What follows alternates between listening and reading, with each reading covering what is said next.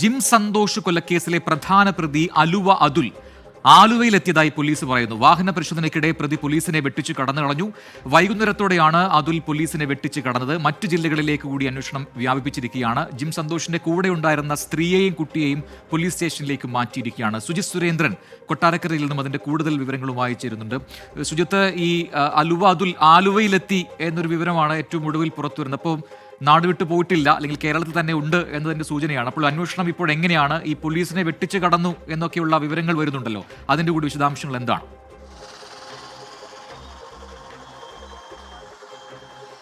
തീർച്ചയായും കഴിഞ്ഞ ദിവസങ്ങളിലൊക്കെ തന്നെ പോലീസ് വിവിധ ഇടങ്ങൾ കേന്ദ്രീകരിച്ച് പ്രതികൾക്കായുള്ള അന്വേഷണം ഊർജിതമാക്കിയിരുന്നു. ഇതിനിടയിലാണ് പ്രതികൾ ഇപ്പോൾ ജില്ല കടന്നിരിക്കുന്നു എന്നുള്ള ഒരു കാര്യം മനസ്സിലാക്കുന്നത്. ഇതിൽ കേസിലെ പ്രധാന പ്രതിയായിട്ടുള്ള അലുവ അതുലിനെ ആലുവയിൽ നിന്നും പോലീസ് കണ്ടിരുന്നു. അതായത് വാഹന പരിശോധന, റൊട്ടീൻ പരിശോധന നടക്കുന്നതിനിടെയാണ് ഈ വാഹനത്തിൽ അതുലിൻ്റെ ഭാര്യയും കുട്ടിയും എത്തിയത്. ഈ സമയത്ത് സാധാരണഗതിയിൽ രീതിയിലുള്ള ഒരു പരിശോധനയായിരുന്നു പോലീസ് നടത്തിയത്. എന്നാൽ ഇത് തനിക്ക് വേണ്ടിയുള്ള, അല്ലെങ്കിൽ തങ്ങളെ പിടിക്കുന്നതിന് വേണ്ടിയുള്ള പോലീസിന്റെ പ്രത്യേക നിർദ്ദേശം അനുസരിച്ചുള്ള പരിശോധനയാണെന്ന് കരുതി പോലീസിനെ വെട്ടിച്ച് വാഹനവുമായി അതുൽ കടക്കുകയായിരുന്നു. ഈ ഒരു സാഹചര്യത്തിൽ ആലുവയിൽ ഒട്ടാകെ പോലീസ് അന്വേഷണം വ്യാപിപ്പിച്ചിരിക്കുകയാണ്. നമുക്കറിയാം, ആലുവ കേന്ദ്രീകരിച്ച് നിരവധി കൊട്ടേഷൻ സംഘങ്ങൾ പ്രവർത്തിക്കുന്നുണ്ട്. രാവിലെ നമ്മൾ വാർത്ത നൽകിയിരുന്നു. അതുലിനും അതുപോലെ തന്നെ ഈ കൊട്ടേഷൻ സംഘങ്ങൾക്കൊക്കെ തന്നെ കൊടും ക്രിമിനലുകളുമായി വലിയ ഉണ്ട് എന്നുള്ളതും ഇത് സാധൂകരിക്കുന്ന നിരവധി ചിത്രങ്ങൾ അടക്കം പുറത്തു വരികയും ചെയ്തിരുന്നു. ഈ ഒരു സാഹചര്യത്തിൽ ആലുവയിലെ ഇവരുടെ പരിചയക്കാരായ മറ്റു കൊട്ടേഷൻ സംഘങ്ങളുടെ സഹായം തേടിയാകാം അതുൽ ആലുവയിലേക്ക് എത്തിയതെന്നാണ് കരുതുന്നത്.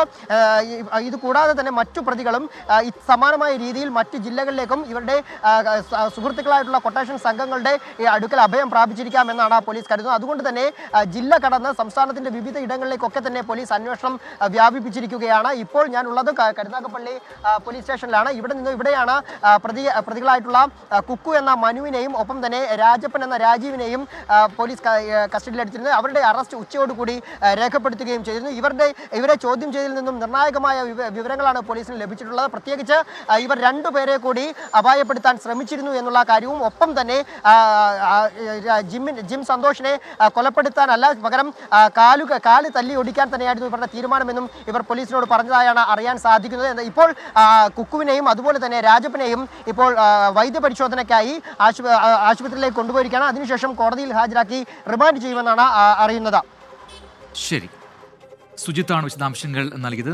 എന്തായാലും നിലവിൽ ഈ അലുവ അതുലിന്റെ കൂടെ ഉണ്ടായിരുന്ന സ്ത്രീയെയും കുട്ടിയെയും പോലീസ് സ്റ്റേഷനിലേക്ക് മാറ്റി എന്നാണ് മനസ്സിലാക്കാൻ കഴിയുന്നത്.